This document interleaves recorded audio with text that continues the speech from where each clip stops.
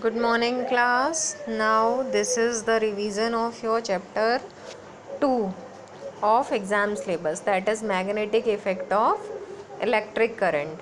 Okay, so now let's start the practice set. And again, I'm saying that this chapter is without numericals, so more focus should be there on the theory type of questions. आपको practice उनकी ज़्यादा करनी है, किसी भी line से answer बन सकता है. तो read the topics thoroughly, okay, and now don't see the deleted topics. जितना आपके नोट्स में लिखा है वो सारा आपको पढ़ना है, ठीक है. तो coming towards the first question in practice set. तो magnetic field lines outside of bar magnet. तो पता है आपको ये इजी क्वेश्चन है. बार मैग्नेट के आसपास जो मैग्नेटिक फील्ड लाइंस होती हैं और जो उसके इनसाइड होती हैं, दोनों की डायरेक्शन क्या होती है. तो हमेशा बाहर जो मैग्नेटिक फील्ड लाइंस होती हैं वो किस डायरेक्शन में होती हैं, नॉर्थ टू साउथ. और जो इनसाइड मैग्नेटिक फील्ड लाइंस होती हैं वो किस डायरेक्शन में होती हैं, साउथ टू नॉर्थ. तो आपसे क्या पूछा गया है, magnetic field lines outside a bar magnet. तो बार मैग्नेट के आउटसाइड क्या डायरेक्शन होनी चाहिए, originate from north pole and end at south pole. Option C is correct here, okay. फिर नेक्स्ट नंबर क्वेश्चन है, the north pole of earth's magnetic field. Earth's magnet is in the. तो ये थोड़ा earth's magnetism से related है. आपके syllabus में बहुत कम या समझे नेग्लिजिबल पोर्शन है, लेकिन अगर ऐसा क्वेश्चन आपको मिलता है तो याद रखिएगा कि अर्थ के अंदर जो मैग्नेट है और जो अर्थ के जोग्राफिक पोल्स होते हैं वो एक दूसरे के अपोजिट हैं. तो नॉर्थ पोल किसका का है, अर्थ मैग्नेट का.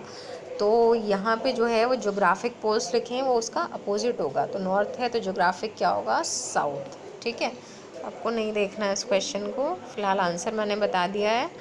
थर्ड नंबर क्वेश्चन है, a soft iron bar is inserted inside a current carrying solenoid, the magnetic field inside the solenoid. तो सोलेनॉइड के अंदर आपको पता है ज़्यादा मैग्नेटाइजेशन बढ़ाने के लिए क्या करते हैं, सॉफ्ट आयरन कोर को रखा जाता है. और कहा जाता है कि इससे क्या होता है कि इसको जो है वो इलेक्ट्रोमैग्नेट में बहुत इजीली कन्वर्ट कर सकते हैं. सॉफ्ट आयरन कोर का मैग्नेटाइजेशन बहुत हाई होता है, वो मैग्नेटाइज और डीमैग्नेटाइज आसानी से हो जाती है.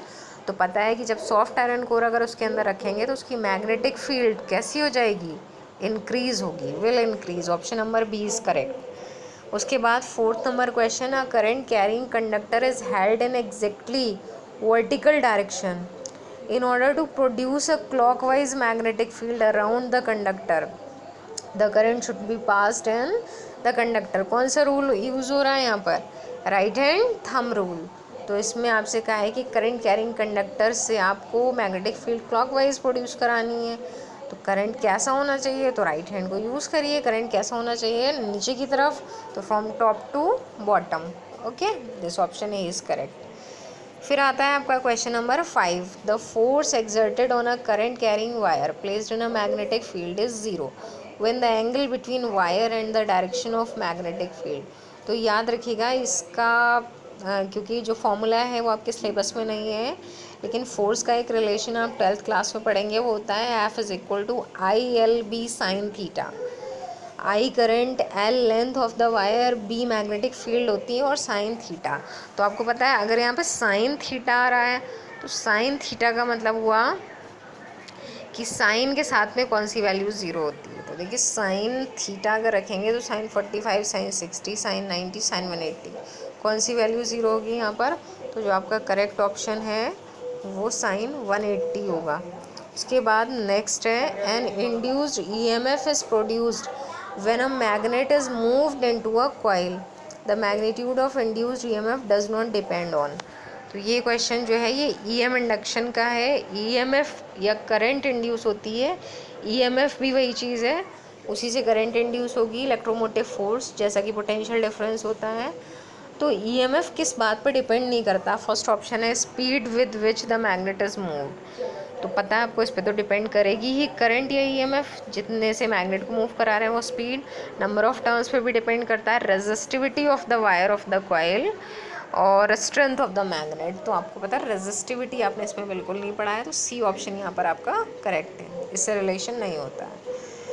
फिर आपका 7 number, a positive charge is moving towards a person, the direction of magnetic field lines will be in.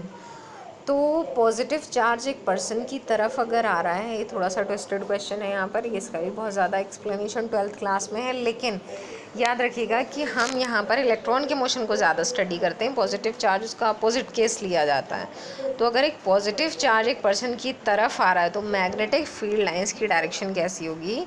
तो here the answer is anti clockwise direction. ठीक है, तो इसमें आपको डायरेक्ट आंसर याद रखना पड़ेगा। बाकी सारे इलेक्ट्रॉन आ रहा है या पॉजिटिव चार्ज अवे जा रहा है, बाकी सब इसी से रिलेट करके याद रखेंगे। उसके बाद 8 नंबर क्वेश्चन है, fuse should always be placed in the. तो फ्यूज़ कहाँ लगाया जाता है? न्यूट्रल वायर में नहीं होता, अर्थ वायर में नहीं होता है, तो कौन सा ऑप्शन सही है? A option, live wire of the main circuit. फिर आपका नेक्स्ट क्वेश्चन है 9, if two circular coils can be arranged in any of the 3 situations as shown in the diagrams below then there mutual induction will be. तो I hope कि mutual induction का भी बहुत कम portion है, थोड़ा सा एक ये कॉम्पिटिशन टाइप के क्वेश्चंस भी हैं इसमें। तो म्यूचुअल इंडक्शन क्या होता है? जब दो कॉइल्स को एक दूसरे के साथ में रखते हैं, जैसे फैराडे का थर्ड एक्सपेरिमेंट है, एक कॉइल से जो करंट है वो दूसरी कॉइल में इंड्यूस हो रहा है, वो म्यूचुअल इंडक्शन कहलाता है। तो यहाँ म्यूचुअल इंडक्शन आपका जो है वो कैसा होगा, तो कौन सी सिचुएशन करेक्ट होगी, उसके लिए आपको देखना है यहाँ पर। लुक हियर, क्या करना है कि फर्स्ट वाली कॉइल में अगर आप देखेंगे तो कॉइल्स की जो पोजीशन है वो इस तरह से रखी गई है, एक के सामने एक है। सेकेंड वाली में थोड़ी सी परपेंडिकुलर है, इसी तरह से परपेंडिकुलर सी वाली में। तो म्यूचुअल इंडक्शन सबसे ज़्यादा हमेशा सामने रखने में होता है। तो मैक्सिमम इन सिचुएशन है, ये आपका करेक्ट आंसर है। ठीक है, ऐसी होनी चाहिए पोजीशन। नेक्स्ट है आपका 10 number, a coil of insulated copper wire is connected to a galvanometer forming a loop and a magnet is.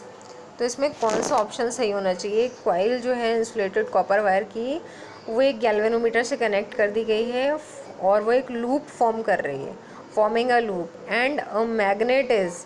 तो मैग्नेट कैसा होना चाहिए? स्टेशनरी रखा जाए या मूव्ड अलॉन्ग इट्स एक्सिस या move towards along its axis, there will be a induce current in.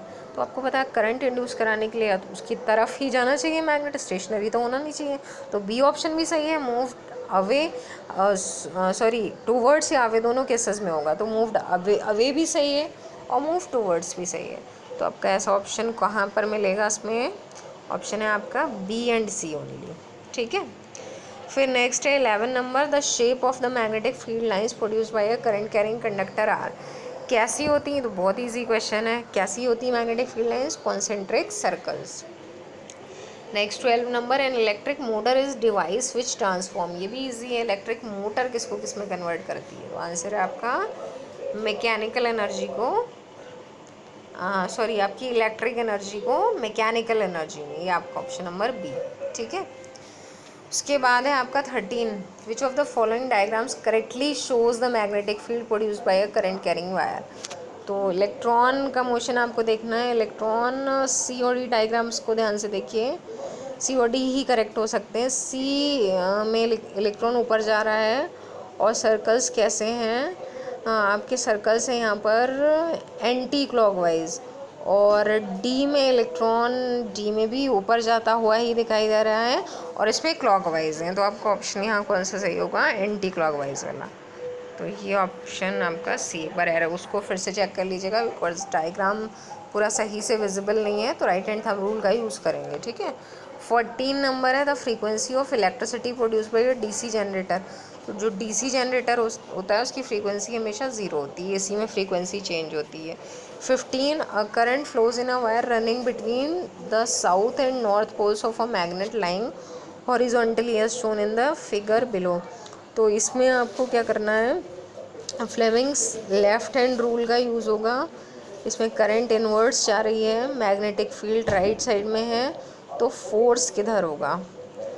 तो आपको force right hand left hand rule का यूज़ करके फाइंड करना है। तो उसको सेल्फ करिए पर राइट हैंड रूल यूज़ करिए और फिर देखिए फोर्स की क्या डायरेक्शन है। Then send all the answers to me. Okay, thank you.